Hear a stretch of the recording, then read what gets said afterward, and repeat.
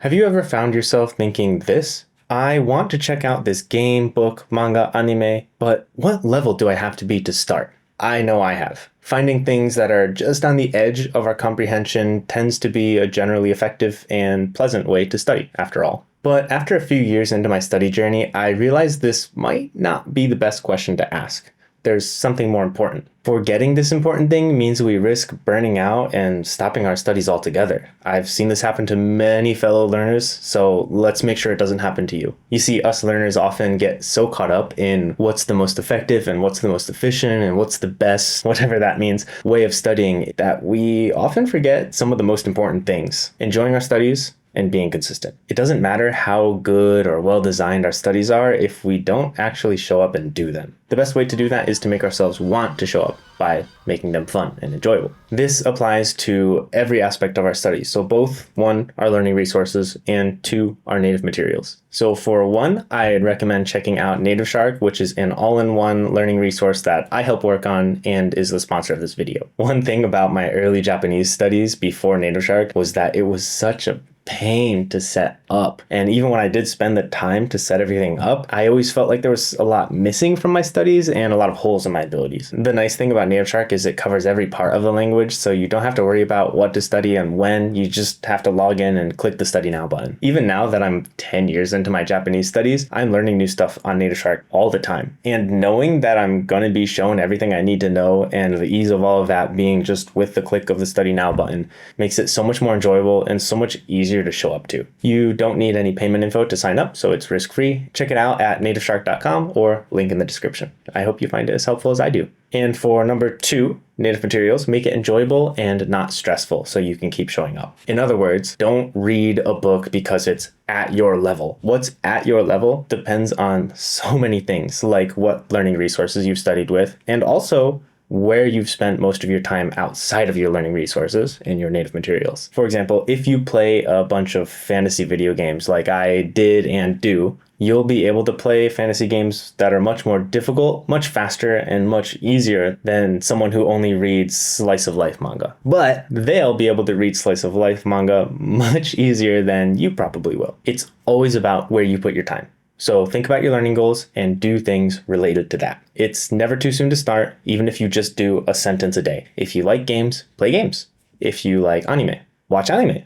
If you like reading books, read books. Just do what interests you the most and is the most fun. And use your favorite media just in Japanese. That way, you already know how the story should go and what the characters should be saying. So the only new variable is the language, and that's a huge advantage. Of course, that doesn't mean it'll be easy. No matter what you choose, and especially in the first years of study, your dictionary and the search bar in your learning resource is basically guaranteed to be your best friend. But that's not an issue. Looking up things means you're learning. Even if you max out on brain power and you stop looking up things for the day or for a little bit, just seeing Japanese is refreshing what you know and teaching your brain how to deal with the unknowns. Even if you don't understand the whole sentence, just the tiniest piece is still a victory, and it brings you closer to your language goals. Everything you see, whether you look it up or not, reinforces and improves your Japanese abilities. And if you find it to be a bit much, don't be afraid to drop it and try something else. I cannot tell you how many games I tried and they were just too difficult for me or required too much brain power, and I dropped them and came back months or years later and they were so much easier to handle. Honestly, I think I actually recommend doing that because it's really a great way to feel your progress. Revisit games! Funnily enough, Pokemon Alpha Sapphire was one of the first games that I ever played in Japanese almost 10 years ago. And right now I'm playing through Pokemon Emerald, which is essentially the same game. I remember going through Pokemon Alpha Sapphire and just being so lost all the time. But it was so much fun too, though.